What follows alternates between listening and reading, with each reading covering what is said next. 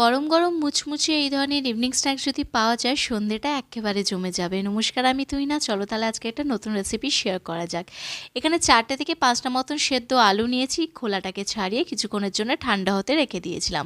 ঠান্ডা হয়ে গেলে স্ক্র্যাপারের সাহায্যে খুব ভালো করে কুড়ে নিতে হবে। একটা বড় সাইজের চিজ কিউব নিয়েছি, সেটাকেও কুড়ে নেবো। এখানে 1 চামচের মতন চিলি ফ্লেক্স অ্যাড করবো, 1 চামচের মতন ব্ল্যাক পেপার পাউডার, স্বাদ অনুযায়ী নুন দিয়ে খুব ভালো করে মাখিয়ে নিতে হবে। এবার যাবে এতে পিৎজা মশলা, 2 চামচের মতন কর্নফ্লাওয়ার, খুব ভালো করে আটার ডোয়ের মতন মাখিয়ে কিছুক্ষণের জন্য রেস্টে রেখে দেবো।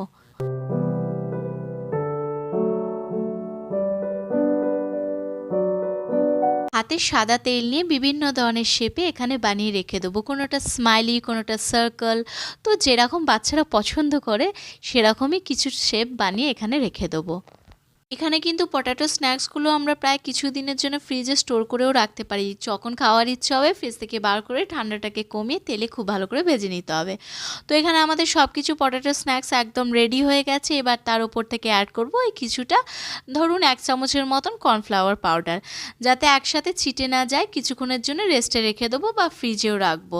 জাস্ট খাওয়ার আগে ঠান্ডাটাকে কমিয়ে দিয়ে একদম তেলটাকে খুব ভালো করে গরম করে নিতে হবে। দেন গ্যাসের ফ্লেমটাকে একদম লোতে করে হাতে সময় নিয়ে খুব ভালো করে এপিঠ থেকে ওপিঠ ভেজে নিতে হবে।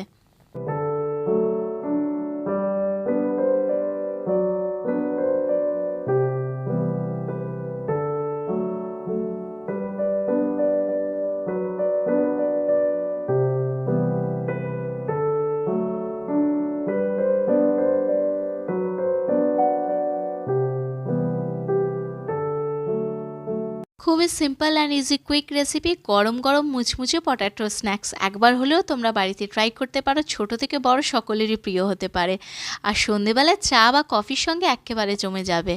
চলো আসি তাহলে, আবার দেখা হবে নতুন একটা রেসিপি নিয়ে, নতুন ব্লগের সঙ্গে, ব্লগ প্যাসের তুহিনার সঙ্গে। ভালো লাগলে অতি অবশ্যই কমেন্ট সেকশনে লিখে জানাবে। আসি তাহলে।